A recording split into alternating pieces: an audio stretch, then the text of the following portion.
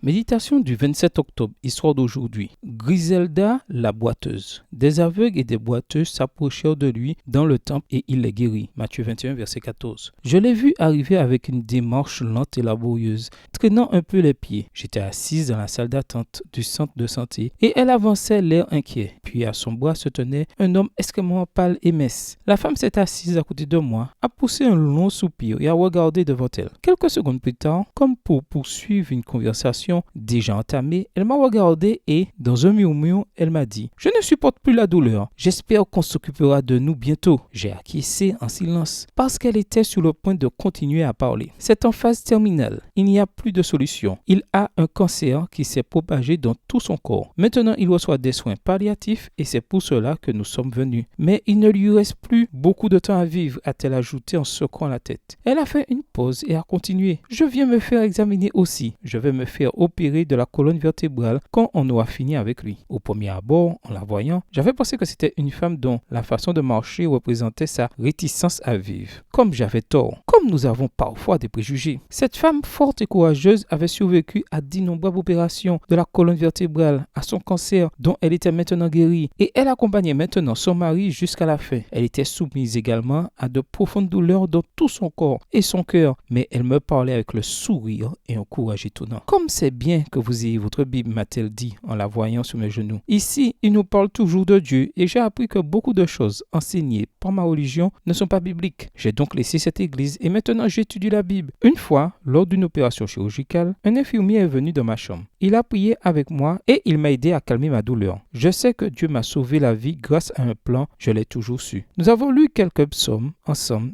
et nous sommes restés en contact. Tu vas probablement croiser une personne dans la rue aujourd'hui, au travail ou dans les cours, avec laquelle tu pourras briser les préjugés et partager la parole de Dieu. Demande à Dieu de t'utiliser et de te donner l'humilité pour apprendre d'elle aussi. Demande-lui que, malgré son handicap, elle puisse aller à Dieu comme cette femme, recevoir un apaisement physique, être guérie spirituellement et apprendre à vivre en communion avec lui. Comme cet infirmier chrétien, accomplis ta mission. Profite des opportunités qui se présentent à toi. Bonne journée à toi et que le Seigneur te bénisse.